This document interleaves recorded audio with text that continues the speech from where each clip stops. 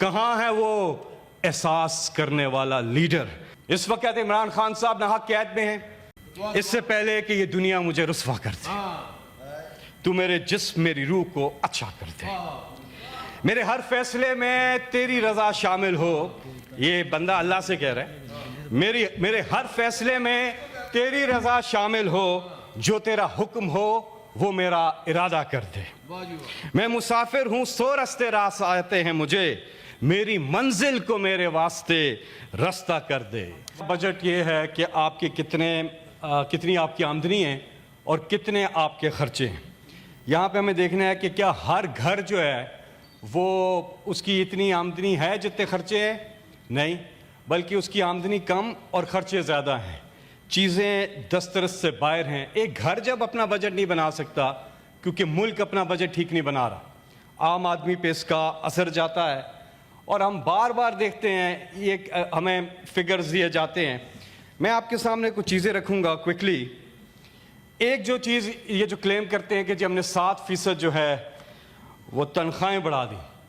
एक आदमी जिसको एक चीज़ के लिए 200 रुपये चाहिए, उसके पास सिर्फ 100 रुपया है, आप उसको 7 रुपये और देते हैं तो 107 रुपये हुए, 93 रुपये फिर भी कम है। तो ये इजाफा किसी सूरत जो महंगाई है, जिस तरह से किचन आइटम सारी चीज़ें दस्तरस से बाहर हैं, तो ये इजाफा काबिल कबूल नहीं है और इसको खुद उन्होंने रिजेक्ट किया। ना यहाँ हुकूमत वाले बता सकते हैं बजट कैसा है, ना ओपोजिशन वाले बता सकते हैं, बता कौन सकता है? आम आदमी।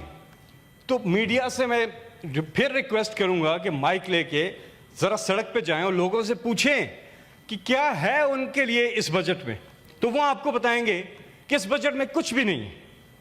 हमने देखा, एक छोटी सी बात हम करते हैं कि महंगाई कैसे, पेट्रोल और डीजल की कीमतें आसमानों से बातें कर रही हैं। इमरान खान की जब गवर्नमेंट थी 2022 में आलमी मार्केट में जो तेल की कीमत है वो $106 से तजावुज़ कर गई थी, ऊपर चली गई थी। लेकिन पाकिस्तान में पेट्रोल और डीजल 150 रुपये लीटर मिल रहा था। आज $85 पे है कीमत आलमी मार्केट में, नीचे आ गई, अभी और नीचे जाएगी। यहां पर 400 रुपये को हम पहुंच रहे हैं पर लीटर डीजल और पेट्रोल।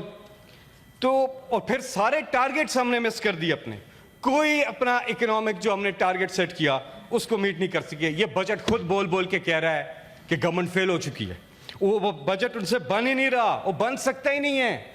खर्चे इतने ज्यादा, आमदनी इतनी कम, ना कोई प्रोजेक्ट लगाया, वेल्थ क्रिएशन है नहीं। सबसे पहले हमने देखा कहां थे हम और कहां आगे। बावजूद कोविड के 6% पे हमारी जीडीपी पहुंच गई थी 2022 में। कोविड से जब हम निकले, और इनका अपना इकोनॉमिक सर्वे ये 2021-22 का, जब इनकी गवर्नमेंट आई, मिफ्ता इस्माइल उस वक्त फाइनेंस मिनिस्टर थे, ये इनका अपना इकोनॉमिक सर्वे ये बता रहा है कि फिनोमिनल ग्रोथ हुई 6%। एक फिर इमरान खान की हुकूमत का ये सर्वे बताता है हमें कि एग्रीकल्चर में उन्होंने लिखा रिमार्केबल ग्रोथ, हम 4.4% पे गए। हमारी इंडस्ट्रीज, हमारी सर्विस, हर चीज के अंदर लार्ज स्केल मैन्युफैक्चरिंग हमारी काफी ऊपर गई।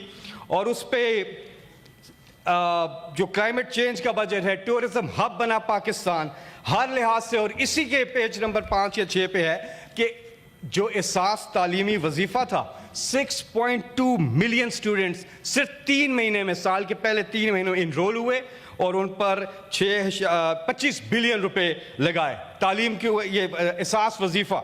सवाल हमारा ये पैदा होता है यहाँ पर, और बार बार हम ये पूछते हैं कि ऐसी क्या वजह है कि हम इतने ज़बरदस्त तरक्की की तरफ गामजन थे और 4 साल हो गए हमें, हम देख रहे हैं। पहले तो ये मिनी बजट पिनी बजट लाते रहे, आते आते हम कहां आ गए, हमारी ग्रोथ रेट की नीचे चली गई। कहां है वो एहसास प्रोग्राम, कहां है वो कफालत प्रोग्राम, कहां है वो तालीम वजीफा प्रोग्राम, कहां है वो हर खानदान के लिए 10 लाख रुपए सेहत के हवाले से खर्च है, कहां है वो सेहत कार्ड, कहां है वो फलाई मंसूबे, कहां है वो पनाह गाहें, कहां है वो कोई भूखा ना सोएगा प्रोग्राम, कहां है वो लंगर खाने, कहां है वो रेडी बांध की खुशहाली, कहां है वो किसान की खुशहाली, कहां है वो जरी तरक्की, कहां है वो इंडस्ट्रियलाइजेशन, कहाँ है वो रिकॉर्ड टूरिज्म, कहाँ है वो बिला सूद कर्जे, कहाँ है वो टेक्सटाइल की रिकॉर्ड तरक्की जहाँ लेबर शॉर्ट होगी, लेबर नहीं मिल रही थी फैसलाबाद में, कहाँ है वो कंस्ट्रक्शन इंडस्ट्री की भरपूर तरक्की, कहाँ है वो आईटी की जबरदस्त तरक्की, कहाँ है वो रिकॉर्ड एक्सपोर्ट्स हमारी, कहाँ है वो ईज ऑफ डूइंग बिजनेस, दुनिया में हम 6 नंबर पे चले गए थे, कहाँ है वो जाती इखराजात में कमी, कहाँ है वो बैनुल अक़वामी जो दौरे थे उनमें कमी, खर्चों में कमी, कहाँ है वो एहसास करने वाला लीडर, कहाँ है वो खुददार लीडर, मुल्क की खुद मुख्तारी की बात करने वाला लीडर, कहाँ है वो मजदूर का लीडर, कहाँ है वो गरीब का लीडर, देहतान का, किसान का लीडर, कहाँ है वो जेल में है, 3 साल से नाहक कैद काट रहा है इमरान खान। इस वक्त इमरान खान साहब नाहक कैद में हैं, उनकी अहलिया बुशरा बीबी वो नाहक कैद में हैं, हमारे बाकी साथी पीटीआई के जिनका कोई कसूर नहीं, यास्मीन राशिद साहिबा, शाह महमूद कुरैशी, एजाज चौधरी साहब इस हाउस के मेंबर थे, उमर चीमा, मियां महमूद रशीद और बाकी कई लोग हमारे वर्कर्स, हमारे सैकड़ों लोग नाहक कैद में।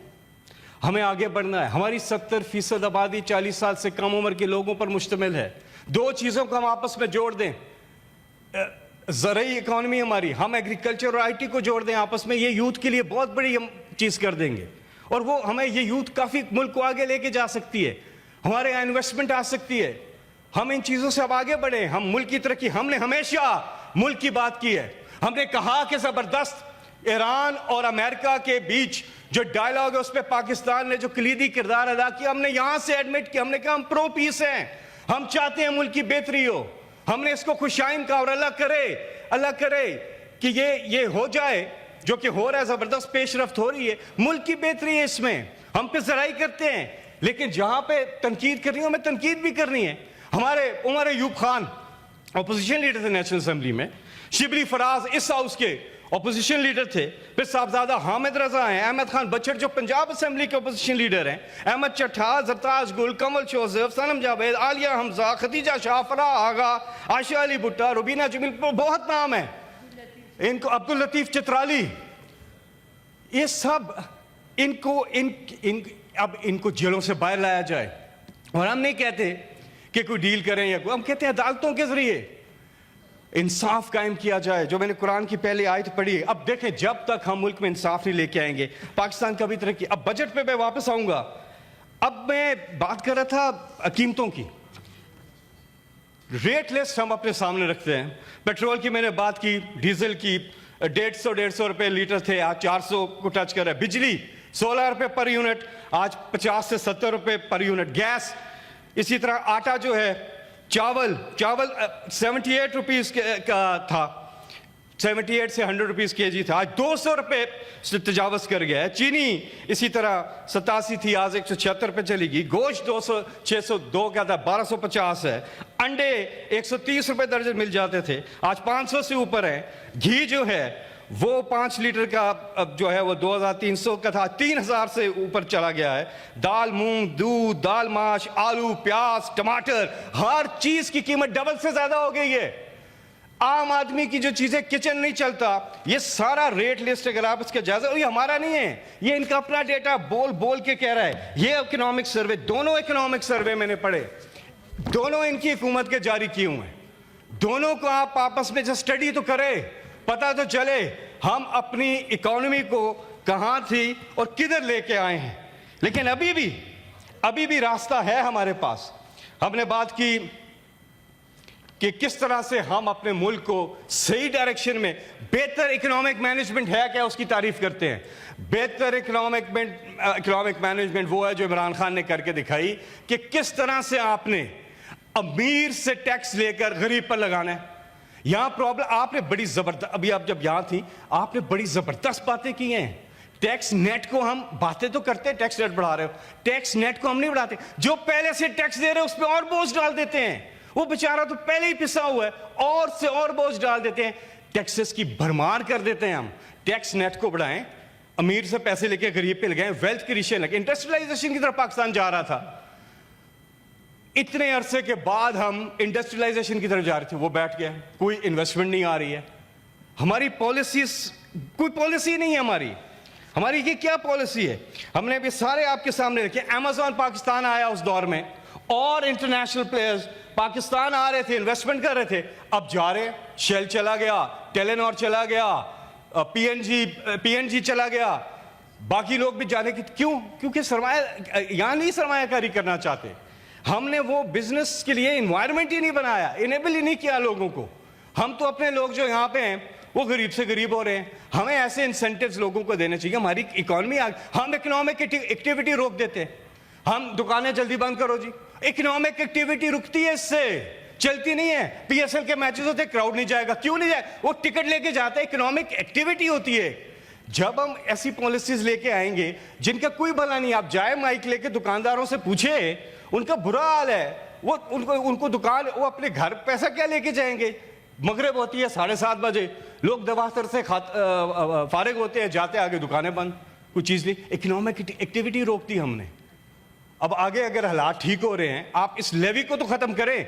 ये आपने वैसे लेवी लगाई हुई है, लोगों पे इतना बोझ डाला हुआ है। आज खित्ते में सबसे ज्यादा पेट्रोल और डीजल यहां महंगा मिल रहा है। जंग के असरात तो हर जगह जा रहे थे। क्या कोविड के असरात पूरी दुनिया में नहीं थे, बल्कि ज्यादा थे पूरी दुनिया में? उस वक्त इमरान खान ने बेहतर इकोनॉमिक पॉलिसी लाके अपने गरीब आदमी पे बोझ नहीं पड़ने दिया। उन्होंने कहा मैं आम आदमी पर बोझ नहीं डालूंगा।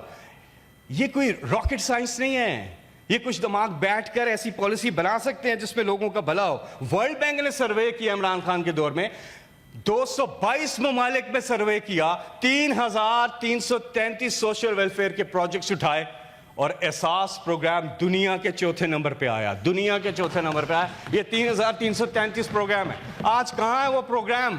जरा डिटेल्स, या तो है ही नहीं, बैठा ही नहीं हुआ।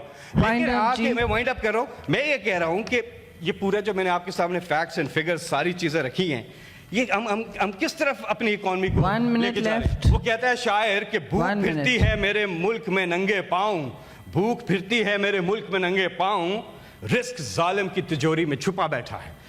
हमें एक सवाल करना है कि हमारे हुक्मरानों के पास कितना पैसा है और कितना चाहिए।